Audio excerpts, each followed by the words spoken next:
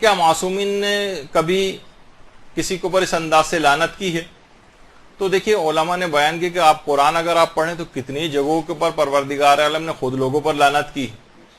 اور باقاعدہ آیت اللہ میلانی سے جب ایک سوال یہ والا پوچھا گیا کہ خاص قسم کے جو دشمنان اہل بیت گزرے ہیں کیا ان پر کبھی رسول اللہ نے لعنت کی ہے؟ تو انہوں نے کہا جی ہاں. رسول اللہ نے جب اسامہ کے لشکر جو جا رہا تھا جیش اسامہ کہا تھا جو بھی اس سے تخلف کرے گا اس لشکر کے ساتھ نہیں جائے گا اس پر لعنت ہے. تو اور وہ افراد خاص دشمنان اہل بیت وہ اس لشکر کے ساتھ نہیں گئے تھے اور اس لحاظ سے وہ رسول اللہ کی اس لعنت کے اندر شامل ہو گئے تھے. تو اس لحاظ سے بھی ہے. البتہ یہ ضرور ہے کہ اس کے اندر فرق رکھنا چاہیے. ایک ہے دشمنان اہل بیت کے اوپر لعنت کرنا، ان سے بیزاری اختیار کرنا، اور ایک ہے کہ لوگوں کے اندر تعصبات کو فروغ دینا، کھلم کھلا لوگوں کے سامنے، مسلمانوں کے سامنے ان کے مقدسات کی توہین کرنا. اس سے ہمیشہ نقصان شیعت کو بھی اٹھانا پڑتا ہے اور ایک بدنامی بھی ہوتی ہے، تعصبات کا فروغ ہوتا ہے. آپ ہر جگہوں پہ تقریباً اقلیت کے اندر ہوتے ہیں، ان جگہوں کے اوپر آپ کو نقصان اٹھانا پڑتا ہے.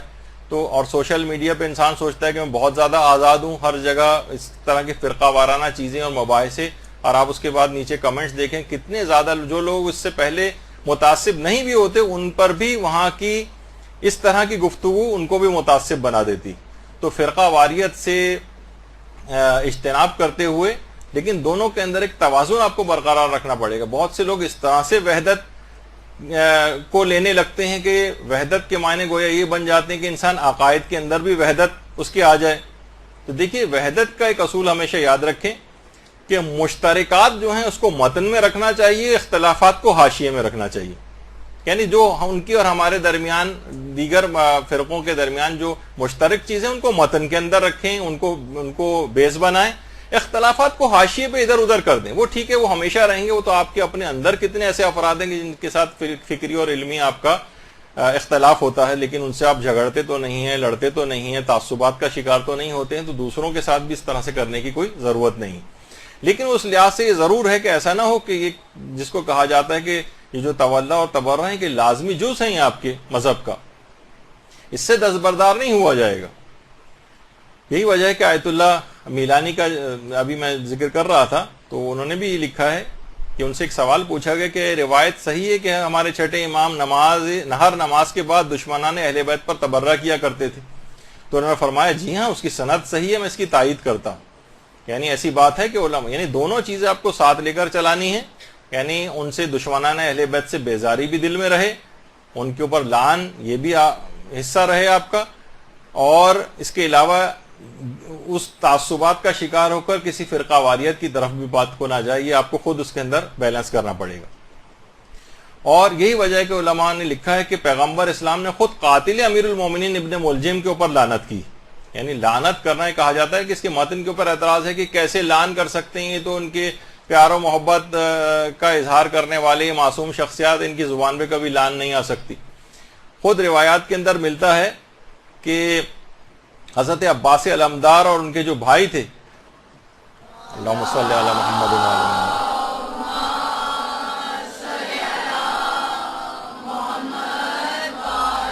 محمد، شمر جو ہے ان کے لیے ایک امان نامہ لے کر آیا تھا باقاعدہ. اچھا دیکھیے لوگ کہتے ہیں کہ دیکھیے وہ اپنے خاندان کے اعتبار سے ان کا دور پرے کی رشتہ داری ہوتی تھی، اس وجہ سے وہ امان نامہ لے کر آیا تھا. یہ اس طرح سے آج ہوتا ہے نا کہ مخالف کیمپ کے لوگوں کو توڑا جائے، انسینٹیوز دے کے ان کے لشکر میں پھوٹ ڈالی جائے تو ہمارے ساتھ مل جاؤ تو جان بخشی ہو جائے گی، تاکہ تتر بتر ہو جائے لشکر. وہ کسی محبت کی وجہ سے نہیں تھا، نہ کسی قبیلے کی وجہ سے تھا، بلکہ لشکر امام کو توڑنے کی ایک سازش تھی. تو انہوں نے نہ صرف یہ کہ اس کی پیشکش کو بالکل ٹھکرا دیا تھا حضرت عباس علمدار ان کے بھائیوں نے، اور کہا کہ تیرے ہاتھ ٹوٹ جائیں اور تیرے اس امان نامے پر بھی لعنت ہو.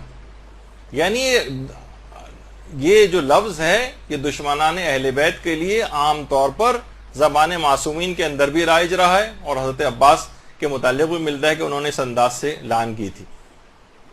اور یہی وجہ ہے کہ جو تولا اور تبرہ کہا جاتا ہے یہ مومن کے دو بالوں پر ہیں جس سے مومن جو ہے پرواز کرتا ہے. اور روایات میں یہ بات بھی آئی ہے بہار میں کہ جو شخص بھی تولا کو قبول کرتا ہے لیکن تبرہ کو قبول نہیں کرتا، اس کی مثال اس شخص کی سی ہے جس کی ایک آنکھ ہو، کانا، ایک آنکھ سے نابینا، یعنی اس کی کامل نہیں ہے یہ شخص۔ اور ایک روایت کے اندر بہار میں یہ بھی آیا کہ جو تولا مانتا ہے اور تبرہ نہیں مانتا ہے وہ جھوٹا ہے، اسے جھوٹا قرار دیا گیا ہے۔ یہی وجہ ہے کہ ہمارے کتنے علماء ایسے گزرے ہیں، جیسے کہ آیت اللہ کوہستانی، یہ فرماتے تھے کہ تبرہ جو ہے تولا سے بھی بالا تر، اور اس کا خود ثواب تولا سے بھی زیادہ ہے، اور فرماتے تھے روایات اس پر شاہد ہیں، ہم نے اپنی طرف سے ویسے ہی نظریہ نہیں رکھا ہے، لیکن بہت سارے علماء اس کے قائل رہے۔ اسی طریقے سے آیت اللہ بہجت کے متعلق تو یہ بات مشہور ہے کہ آیت اللہ بہجت ہمیشہ اپنی نمازوں کا جو رکوع ہوتا تھا اس میں قاتل امیر المومنین پر لعنت کرتے تھے، اپنی واجب نمازوں کے رکوع میں۔ وہ اس کی تفصیل ہم بیان کر چکے ہیں کہ نام لینے سے فقط جو ہے وہ یا کسی خاص شخص کا تذکرہ کرنے سے نماز باطل نہیں ہوتی، وہ خاص طور پر گواہی دینے سے یا جز سمجھتے ہوئے اس انداز سے گواہی اگر دی جائے تو اس سے نماز پہ فرق پڑتا ہے، جو کہ ہم شہادت ثالثہ کے سلسلے میں جو ہے اپنی بحث کے اندر تذکرہ کیا تھا۔ تو آیت اللہ بہجت کا طریقہ کار یہ تھا کہ خود نمازوں کے اندر لعن کیا کرتے تھے قاتل امیر المومنین پر۔ اور عین الحیات جو علامہ مجلسی کی کتاب ہے اس میں روایت ہے کہ چھٹے امام باقاعدہ ہر نماز کے بعد مصلی پر اس وقت تک اٹھتے ہی نہیں تھے جب تک کہ نام لے کر 8 دشمنان اہل بیت کے اوپر لعنت نہیں کر دیتے تھے، لعنت کرتے تھے 8 دشمنان اہل بیت پر۔ تو باقاعدہ روایت کے اندر ہے بھی، شاید القطرہ جو کتاب ہے اس کے اندر ہے، لیکن میں نے صرف حوالے کے طور پر اس کو دیکھا ہے، خود کتاب کے اندر نہیں دیکھا ہے، کہ چوتھے امام سے باقاعدہ کسی نے پوچھا کہ مولا درود بھیجیے محمد علیہ وسلم،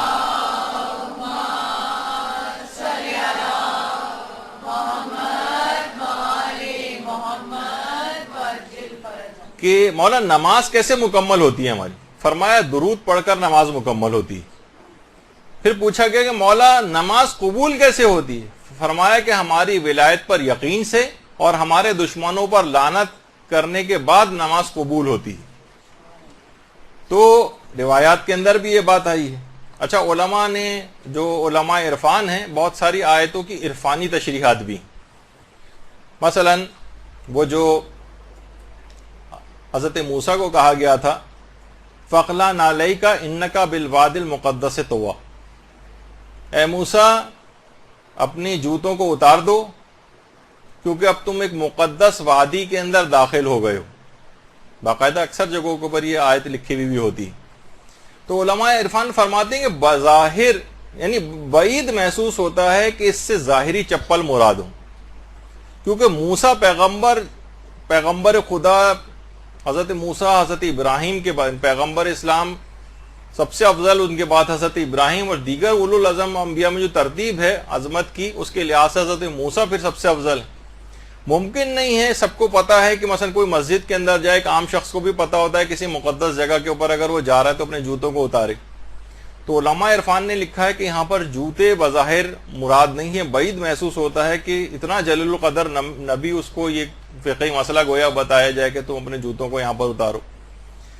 تو اس سے مراد یہ تھی، نالین سے مراد یہ ہے کہ کوئی جتنی بھی پست اور حقیر چیزیں اس سے مراد ہے کہ موسیٰ خدا کے پاس آنے کے لیے، اس کا قرب حاصل کرنے کے لیے پست اور کمتر چیزوں سے تمہیں دوری اختیار کرنا ہے، جس کے اندر ایک پیغام بھی تھا۔ یہاں فقط چپل اس لحاظ سے مراد نہیں تھے۔ یہی وجہ ہے کہ آیت اللہ بہجت جو تھے وہ لعن کو تخلیہ کہا کرتے تھے اور درود کو تہلیہ کہا کرتے تھے۔ کہتے تھے لعن تخلیہ ہے، کہتے تھے پہلے جتنی بھی گند بلا جتنا بھی ہے گھر میں جھاڑو دے کر اس کو صاف کرو، اس کے بعد پھر مہمان کو طلب کرو اپنے گھر میں۔ تو کہتے تھے لعن کے معنی یہ ہے کہ تمام دشمنان اہل بیت پر بیزاری اختیار کر کے ان کو اپنے قلب سے دور کر دو تاکہ وہ جگہ پاک و پاکیزہ ہو جائے، اس کے بعد پھر درود پڑھ کر، وہ تہلیہ ہے، پھر اس جگہ پر اس مہمان کو طلب کرو، یعنی رحمت خداوندی وغیرہ وہ پھر اس جگہ کے اوپر آئے گی۔ اللہم صلی علی محمد وعلی محمد۔ اچھا، حوزہ علمیہ کے ایک عالم کا خواب بہت سی کتابوں کے اندر موجود ہے، جس میں انہوں نے کہا کہ ایک زمانے میں یہ تھا کہ سوال بہت گردش کر رہا تھا کہ صلوات زیادہ افضل ہے یا لعن زیادہ افضل ہے۔ تو کہنے میں نے ایک دفعہ سویا اور سونے کے بعد پھر میں نے خواب میں دیکھا کہ آیت اللہ العظمیٰ سید محمد رضا گل پائگانی کسی جگہ بیٹھے ہوئے ہیں اور لوگوں کے سوالات کے جوابات دے رہے ہیں، اور میں نے دیکھا کہ خط ان کے پاس آیا ہے اور کوئی ان کو خط پڑھ کر سنا رہا ہے کہ آغا یہ سوال آیا، اور اس سوال کے اندر بالکل یہی سوال ہے جو میرے دماغ میں گردش کر رہا تھا اس سے پہلے، اور یہ بحث تھی کہ لعن زیادہ افضل ہے یا صلوات زیادہ افضل ہے۔ تو آیت اللہ گل پائگانی نے اس وقت اس کا جواب لکھوایا کہ دشمنان اہل بیت پر لعن زیادہ افضل ہے۔ کہہ رہے ہیں ایک دم سے میری آنکھ کھلی۔ اچھا وہ زمانہ وہ تھا جب آیت اللہ رضا گل پائگانی حیات تھے۔ وہ کہہ رہے ہیں میں اٹھ کر آیت اللہ گل پائگانی کے پاس آیا اور آنے کے بعد ان کو اپنا خواب سنایا۔ آیت اللہ گل پائگانی نے اس بات کی تصدیق کی اور کہا میرا یہی نظریہ ہے، اور تم اپنے اس خواب کو حضرت زہرا کے ماننے والوں کو بیان کرو۔ اللہم صلی علی محمد۔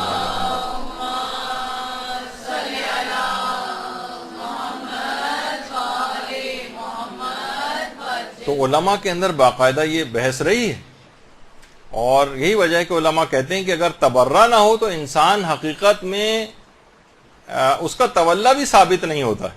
یہ دونوں بالکل ایک لازمی جز ہیں۔